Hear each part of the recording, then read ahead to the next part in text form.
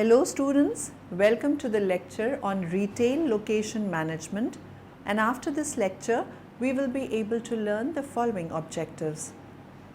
Understand the importance of location for a retail store, explain the key factors to be considered for location analysis, understand the factors impacting the choice of locations, discuss the theories of retail location analysis, describe the retail location strategies. Let's start with the introduction. One of the oft-quoted paradigms of modern retailing pertains to the theory of L3 when it comes to the three most important things that add to the success of a retailer: location, location, and location. As many retail experts would agree, it is location that is the least flexible resource, and since that is the one that is most difficult to change, one needs to proceed very warily in the process of selecting the right location for the proposed retail store. Location, as we ought to be aware, is all about being in the right place so that the customer can get the right merchandise at the right time. In the retail mix that is constituted by the merchandise, price, promotion, service and location, if a retailer has got his location right, he has got his retail business right. Let us now discuss the importance of location for a retailer. A retailer chooses his location based on the key factors of easy access by customers, store visibility, store positioning, and cost that would impact the success of the store. Proximity with the customer. If the store is closer to the markets where its customers stay, and if such is the location strategy of the store to cover an exact area depending on the number of stores planned, then the organization needs to populate territories accordingly with its stores. Store visibility. The strategic intent of some retail organizations may be to have their stores in high streets where the store visibility will be very high. The store may have a certain billboard value thanks to its high traffic location, and the resultant outcome is the contact of many eyeballs. Store location positioning. Store location positioning is the art of being closer to the bullseye target segments of customers for the retail store, either by being in the locations where they live or by being in the locations where they visit. Cost. One of the major operating costs in retailing is the rental cost that each store incurs, and if a retailer gets the rental cost right in proportion to the business the store can generate, it becomes easier for the store to break even faster.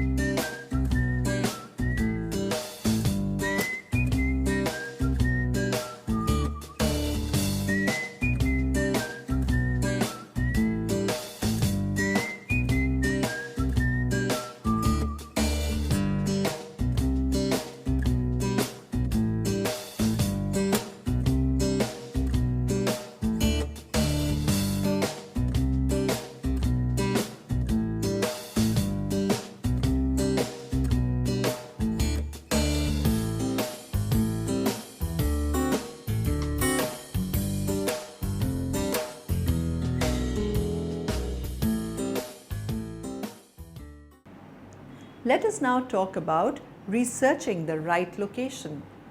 A tremendous amount of research should go into finding the right location. Some of the traditional approaches used for location analysis include Go by gut feeling approach, which means the experience and the market understanding of the retailer are put to test and measured by the success of the retail store. Attribute checklist approach, which is another method whereby the retailer prepares a list of all the attributes that have to be considered for a particular store location. Riding piggy bank or parasitic approach, which means a retailer makes use of other retailers' decisions and strategies and equipments for locating his own retail store. This technique, though economical, is highly unreliable. Analog technique, whereby a retailer draws analogies with stores having similar locations and operational circumstances for forecasting the sales. The methodology that needs to be followed when selecting a location. Select a region based on business strategy. Select the geographical unit of analysis. Form an area attractiveness index. In a retail trade area analysis, establish how many households at present relate to the retail trade area and how many households outside the catchment visit the trade area.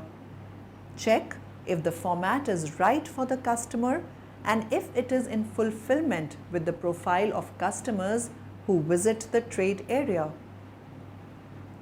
Conducting a structured field research to understand the area in terms of the current levels of customer footfalls, product profiles, and price points and competitor profiles in the area will throw definitive insights about the correctness of the choice of the retail trading area and location.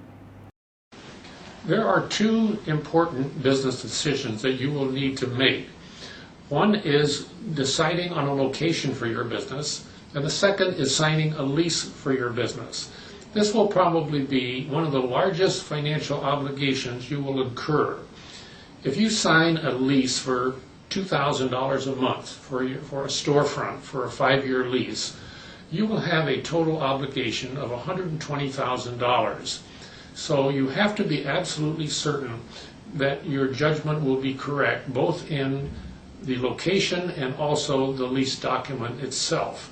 If you're in the retail business, your location is going to be most important of all, because every retail business has its own special criteria. If you're to open a donut shop, you want to be sure you're on the side of the street that people go to work at in the morning.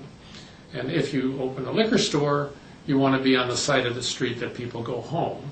So you will need to know the special criteria for your business, and this session will explain how you can do that. A couple of suggestions. When you sign a lease, sign a short-term lease, a 1 or 2 year lease, and ask for options.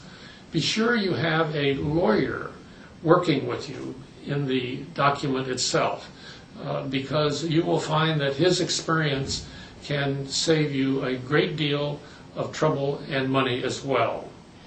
So I would suggest, even though you may not be looking for a real estate location today, you may be operating out of your spare bedroom or your garage. Someday, as your business expands, you're going to be facing this big issue.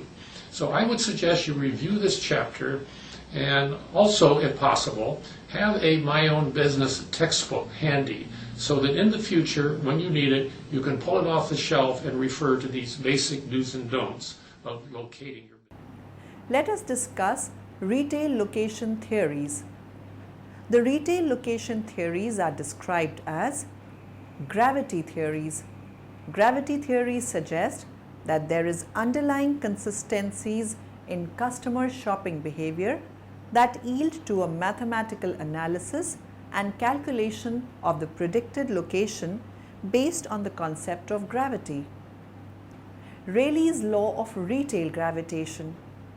Rayleigh's law of retail gravitation in economics, relating the distance between retail locations to the size of the stores, impacting the process of gravitating customers, states that larger cities will have larger spheres of influence than smaller ones, meaning people journey farther to reach a larger city.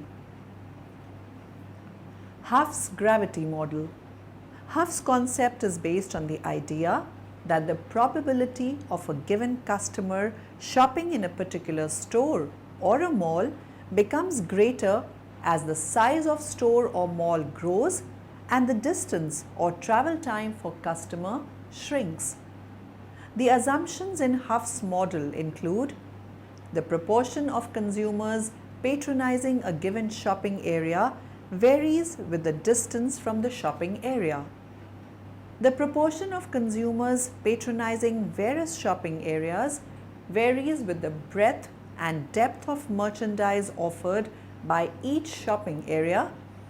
The distance that consumers travel to various shopping areas varies for different types of merchandise bought, and the pull of any given shopping area is influenced by the proximity of competing shopping areas. Central place theory. Walter Christoller, the German geographer, studied catchments and attempted to define the spatial arrangement, size, and the number of settlements.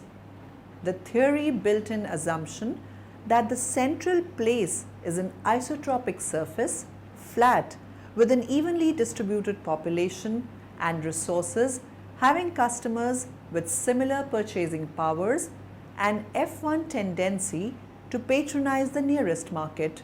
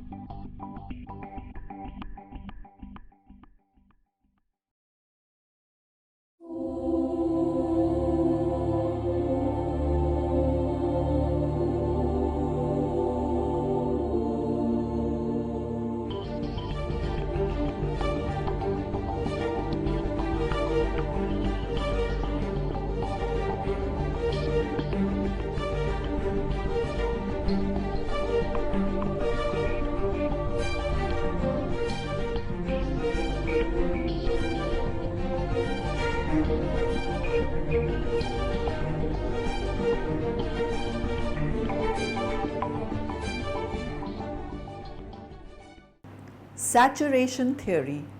The saturation theory is based on retail saturation, and it explains how the demand for goods and services of a potential trading area is being served by current retail establishments in comparison with other potential markets. The theory says that retail saturation exists when there is enough number of retail stores to serve the catchment population satisfactorily, providing a reasonable amount of profit to the stores. When the market does not have enough stores to satisfactorily provide for the needs of the catchment customers, the market is understored and the stores may have high profits. When the market has too many stores or too much store facilities and they do not yield reasonable profits, the market is overstored. The saturation theory thus is based on a balance between the number of stores, the extent of store facilities, and the number of customers available to avail of the goods and services in a catchment market in a particular category. Applying the saturation theory, retailers study the current density of stores and customers by indices like the index of retail saturation, market potential value, and market intensity index. Index of retail saturation. This is the ratio of demand for a product determined by the number of households in the geographic area multiplied by the annual expenditures at retail for a specific category of products or services per household divided by the available supply. Market potential value, MPV. Market potential value, MPV, of a town developed by R.K. Swamy, BBDO in India, is a function of the number of consumers that the town has, that is, its population, the means that these consumers have. Consumers demonstrated consumption behavior. Their awareness levels, which includes the combination of exposure to media and the extent of literacy and the extent of market support that exists. These four indicators of means, consumption, awareness, and market support are used per capita and combined together, applying a few specific weights into a construct that is known as a Market Intensity Index, MIL. MIL is a good indicator to assess the character and quality of the location to establish retail stores. Let us now talk about the criteria to assess location for a retail store. The key point to note is that much of the area's demographic profile is built on the basis of where the individuals and families are. So it is prudent to understand the store's customers and competition in detail in addition to assessing the other relevant location factors, population size or catchments. Most retailers have a definite physical catchment area defined by the distance that most of its shoppers would travel to visit the store. Although it may vary with the kind of merchandise purchased by the customer, there may be a significant impact on the incidence of visit to the store. Thus, a store has to work within a given geographical area with a radius of its catchment, say not more than 2 to 3 km if it is a supermarket. Profile of customers. Not every retailer may be able to offer merchandise that is differentiated from competition, nor can the positioning of every store be unique. Under these conditions, it is imperative that the store should understand the customers it seeks to draw and keep. Since retailing is a service-oriented business, there are softer psychographic aspects to consider than hard variables that would lead to the creation of a relationship of customers with the store. Demographic profiles. For a retail store, it is of significance to understand its customers with strong location influences thoroughly. Competition. Understanding competition is the most important aspect in retailing. The retailer should study competition in terms of similar product offerings, prices, and the levels of service so that efforts can be made to help customers gravitate towards the store. Transportation access and traffic movements. The store should be located in an ideal traffic area because it is important for the store to be not only visible from the road, which will help in creating brand recall, but it is easy for customers to access the store without facing much difficulty. Parking availability. Parking is a problem faced by all the retailers in India today. The focus of the retail store must be to give the maximum comfort to customers in all possible ways. Therefore, the retailer should look at spacious parking facilities because ignoring this might lead to losing valuable customers. Nature of nearby stores or malls. Nearby stores or shopping areas can have a good amount of influence on the store brand. The store should be located at a place where other products which complement the product categories are present. If the store is within a mall, then it helps in getting more footfall of the target customer to the store because in a mall there will be a mixed bag of competitors and the complements are present there if it may fit the retail format. Accessibility to facilities. It is very important to understand the infrastructural facilities around the area such as easy accessibility to bus and railway stations, concretized roads, road density, subways and flyovers, one-way streets, visibility of the location, etc. The retailer also needs to know the various interaction points in the area such as other shopping centers, movie theaters and restaurants. Factors like bank branches and ATM availability, availability of public parking facility, etc. can be considered as the parameters to provide customer convenience around the area. Let's now discuss location strategy. As many malls and business districts are evolving in India, a retailer ought to know whether he should be located in a high street as a standalone store or he should be in a mall as a mall partner. Standalone versus malls. Standalone store. This format is best suited for a chain of retail stores as they can be very conveniently located in individual areas with flexibility of size, though the efforts which go into maintaining and promoting such a format could be high. Standalone stores are either in regal catchments or in a high street. Partnering a mall. Malls are currently contributing hugely to the development of organized retail in India. Retailers find that investing in real estate in metros is an expensive proposition. Malls are coming up both within cities and on the outskirts, vowing to create destinations that can attract thousands of customers every day.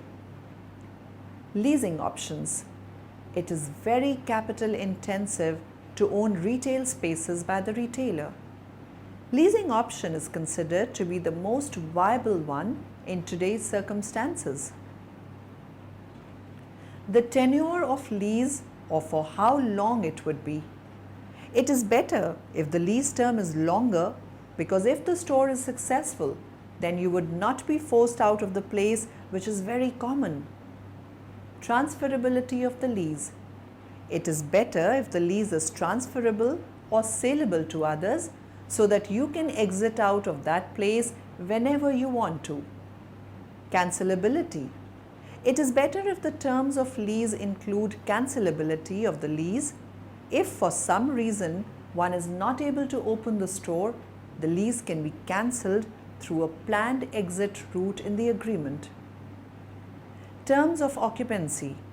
Most retailers lease store sites. Although there are advantages to owning a store site, most retailers do not wish to tie up their capital by owning real estate. Also, most of the best locations, such as in shopping malls, are only available by leasing. There are two basic types of leases: percentage and fixed rate leases. Percentage lease. A percentage lease with a specified maximum is a lease that pays the landlord a percentage of sales up to a maximum amount. This is a common form of lease in developed economies. The most common form is that in which the rent is based on a percent stage of sales. In addition to this, the retailer pays a maintenance fee based on a percentage of the square footage of leased space. Another type of percentage lease uses a sliding scale in which the percentage of sales paid as rent decreases as sales go up. For example, a retailer may pay 4% on the first INR 2 million in sales and 3% on sales greater than INR 2 million. Fixed rate lease. A retailer pays a fixed amount per month over the life of the lease, and this is the most common form of lease in India. A variation of fixed rate lease is the graduated lease. Here the rent increases by a fixed amount over a specified period of time. The rent escalation takes place on a percentage basis once in 3 or 5 years. The lease period may be for a longer duration, such as 9 or 15 years. In a net lease, the retailer is responsible for all maintenance and utilities. Now, in the end, let us summarize what we have learnt in this lecture. A retailer cannot afford to go wrong in the selection of an outlet location. A retailer must consider several issues when assessing the attractiveness of a particular region, market, or trade area. The cost of real estate is a major factor to consider for retail outlets. It is crucial for the retailer to choose the right location. One needs to begin by knowing where one's customers are and know more about who they are. Retailers can understand the theories studied in the context of retail location. Determining the proper location strategy for the store in tune with the characteristics of the store format will go a long way to achieve successful retail operations. The methods of leasing have to be understood clearly before the retailer gets into leasing space for the retail store, and the favorable terms of occupancy have to be defined before a lease agreement is made.